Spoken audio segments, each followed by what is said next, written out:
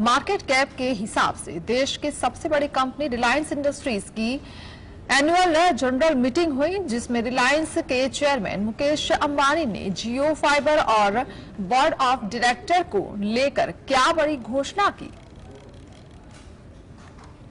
Market cap के हिसाब से देश की सबसे बड़ी कंपनी रिलायंस इंडस्ट्रीज की एनुअल जनरल मीटिंग मिली, जिसमें रिलायंस के चेयरमैन मुकेश अंबानी ने बड़ी घोषणा की। RIL के CMD मुकेश अंबानी ने कहा कि जियो के लिए कंपनी का 1 लाख करोड़ रुपए का निवेश लक्ष्य है। जियो नए भारत के डिजिटल ट्रांसफॉर्मेशन का प्रतीक है और उसने अपने लक्ष्य की ओर बड़े कदम बढ़ाए हैं। जियो 5G का रोल आउट विश्व में किसी भी कंपनी का सबसे तेज 5G रोल आउट है। मुकेश अंबानी ने कहा कि जियो एयर फाइबर के लिए 1,50,000 कनेक्शन प्रतिदिन दिए जा सकते हैं। इसके लॉन्च की तारीख का ऐलान करते हुए उन्होंने कहा कि जियो एयर फाइबर का लॉन्च 19 सितंबर को होगा। इस दिन गणेश चतुर्थी भी है।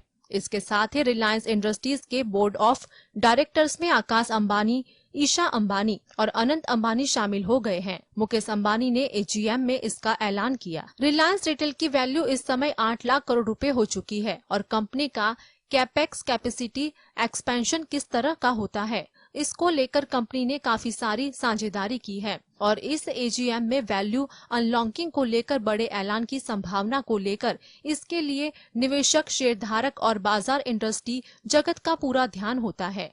Bureau report, GSTV। सूरज के कितना करीब जाएगा आदित्य L1? क्या जानकारियां मिलेंगी? किन देशों ने अब तक भेजा सन मिशन? चंद्रयान 3 मिशन की सफलता के बाद इसरो एक और मिशन में जुट गया है। अब इसरो सूर्य पर जाने की तैयारी कर रहा है। यह सूर्य की स्टडी के लिए यह पहला भारतीय मिशन होगा। इसरो को उम्मीद है कि आदित्य L1 मिशन से सूर्य के तापमान, पराबैंगनी किरणों की धरती, खासकर ओजोन परत पर पड़ने वाले प्रभावों और अंतरिक्ष में मौसम की गतिशीलता का अध्ययन किया जा सकेगा। इसे इसरो के बेंगलुरु स्थित मुख्यालय से लॉन्च किया जाएगा। UR राव सैटेलाइट सेंटर में बना सैटेलाइट 2 हफ्ते पहले आंध्र प्रदेश के श्रीहरिकोटा के इसरो के स्पेस पोर्ट पहुंचा। इसरो के मुताबिक इसे 2 सितंबर को लॉन्च किए जाने की संभावना है। अंतरिक्ष यान को सूर्य पृथ्वी प्रणाली के L1 के चारों ओर एक प्रभामंडल कक्षा में स्थापित करने की योजना है। आदित्य L1 उपकरणों को सौर वातावरण, मुख्य रूप से क्रोमोस्फीयर और कोरोना का निरीक्षण करने के लिए ट्यून किया गया है। इन सीटू उपकरण L1 पर स्थानीय वातावरण का निरीक्षण करेंगे। Bureau report, GST।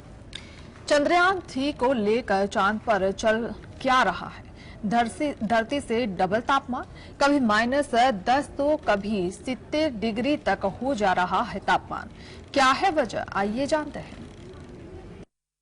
इसरो के एक वरिष्ठ वैज्ञानिक ने चंद्रमा पर दर्ज किए गए उच्च तापमान को लेकर हैरानी जताई है। इसरो के अनुसार चंद्र सरफेस थर्मो फिजिकल एक्सपेरिमेंट ने चंद्रमा की सतह के तापमान को समझने के लिए दक्षिणी ध्रुव के आसपास चंद्रमा की ऊपरी मिट्टी का तापमान नापा। इसरो ने एक पोस्ट में कहा, यहाँ विक्रम लैंडर पर चेस्ट पैलोड के पहले अवलोकन है। चंद्रमा के सतह से तापीय व्यवहार को समझने के लिए चेस्ट ने ध्रुव के चारों ओर चंद्रमा की ऊपरी मिट्टी के तापमान प्रालेखन को मापा। ग्राफिक के बारे में इसरो वैज्ञानिक BHM दारुकेशा ने PTI को बताया, हम सभी मानते थे कि सतह पर तापमान 20 डिग्री सेंटीग्रेड से 30 डिग्री सेंटीग्रेड के आसपास हो सकता है, लेकिन यह 70 डिग्री सेंटीग्रेड है। यह आश्चर्यजनक रूप से हमारी अपेक्षा से अधिक है।